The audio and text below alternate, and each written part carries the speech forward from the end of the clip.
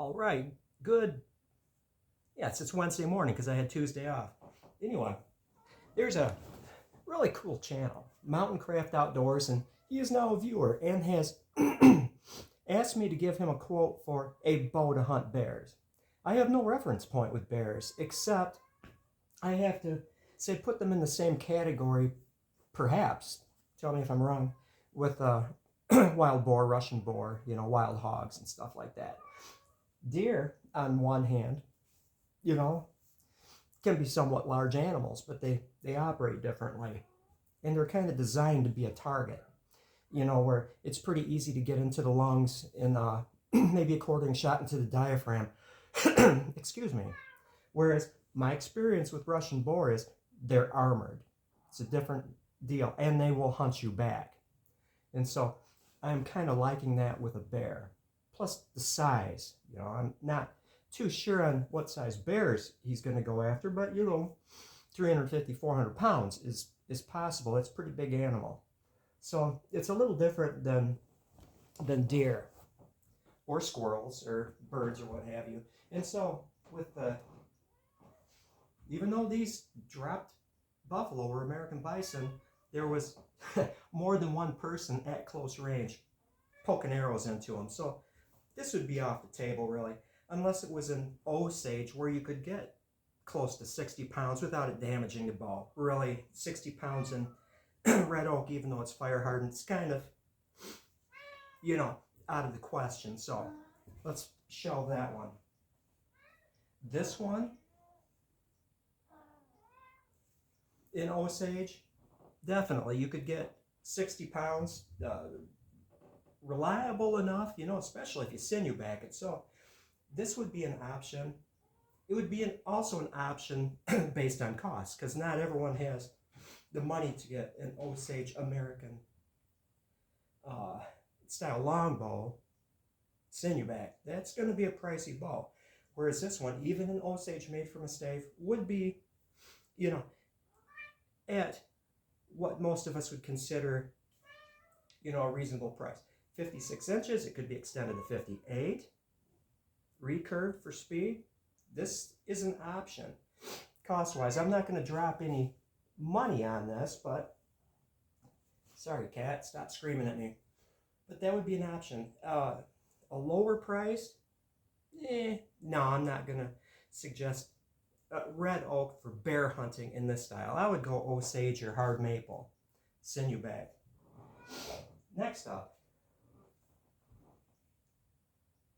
certainly I can get 55 pounds in my paddle bow, but then you're starting to get into, are you a ground hunter, are you a stand hunter? And this is a relatively large bow. 66 inches, it could be cut down to 64. But the wide limbs, I'm not too sure how savvy bears are as far as spotting things, so just the area of the limbs alone would convince me that, and I've sold a paddle bow in hickory before to a bear hunter in Canada, but that wouldn't be my first choice for bear hunting. Deer hunting or squirrel hunting or whatever, yeah, it's a perfectly good bow. But bear hunting, again, they might fight you back, especially if you're ground hunting. Next up, cost-wise, in red oak. And plus, it just doesn't strike me as being the same visual area as a paddle bow. And you're going to get more speed with a talisman just because of the geometry. I always slip into Cartman. And so, in red oak, fire hardened, American style longbow, related, ground hunting, maybe even stand hunting, but if you're in a stand, the 66 inches might be a little clumsy. But ground hunting in red oak, yeah, I can even sinew back this. There's less area, surface area on this, and then the weight of the tips, they're skinny. So sinew backing in one of these things, red oak, fire hardened, would be an option. And also cost-wise, it's going to be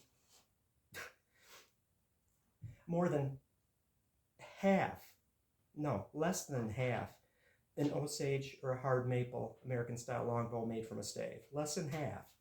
That's an option, if cost is an issue.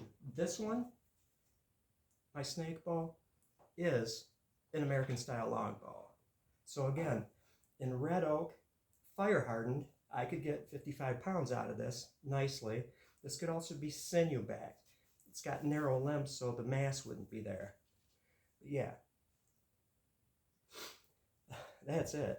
Now we get into, you get a 64-inch American style longbow, sinew backed and hard maple or Osage. It's going to be a nice, durable, fast, reliable bow.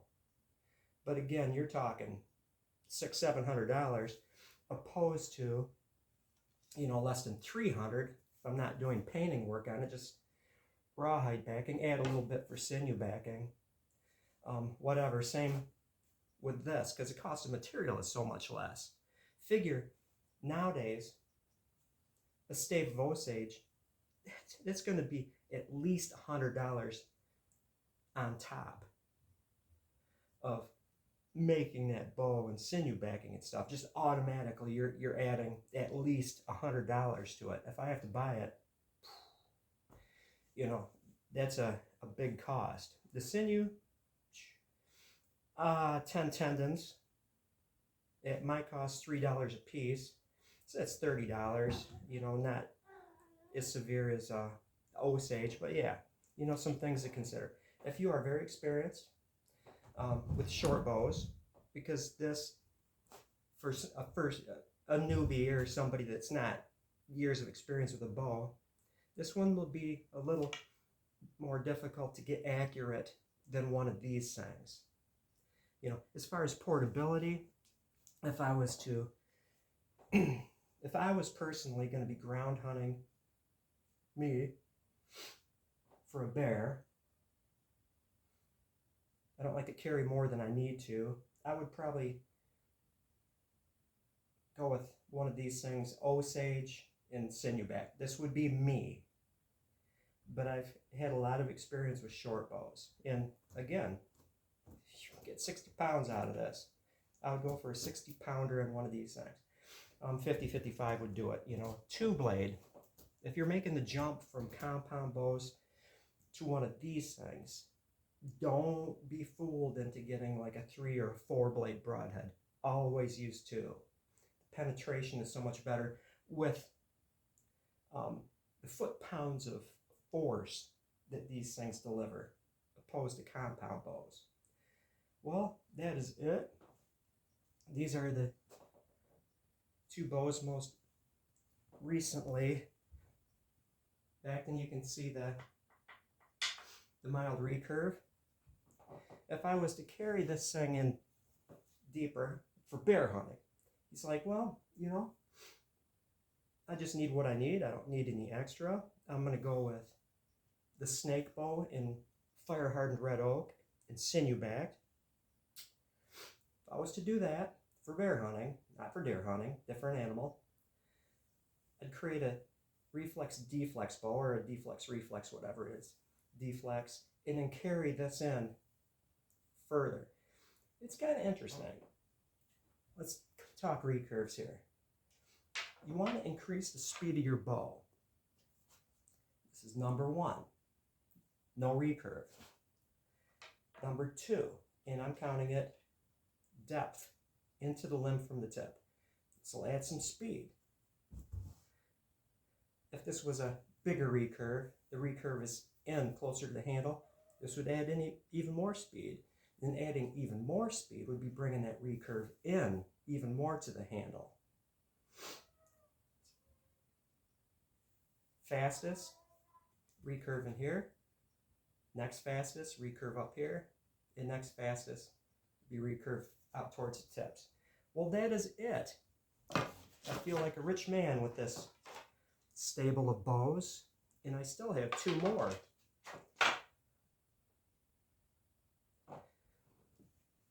Last bit, the personality test. I'm just going to talk about music here. I need to be perfectly clear. You're only allowed 1 band or 1 recording artist. So if you respond and you put a list down, go back 1. You can only listen to the rest of your life and it changes it. I've had some marvelous responses to that in Gmails too. And there's some what's surprising. One viewer gave me a list of recording artists and bands that I really liked, you know, including Loretta Lynn and stuff. And I'm like, nope, you have to just pick one. And he picked one that wasn't in that original group. See how that can change? Well, anyway, thank you for watching.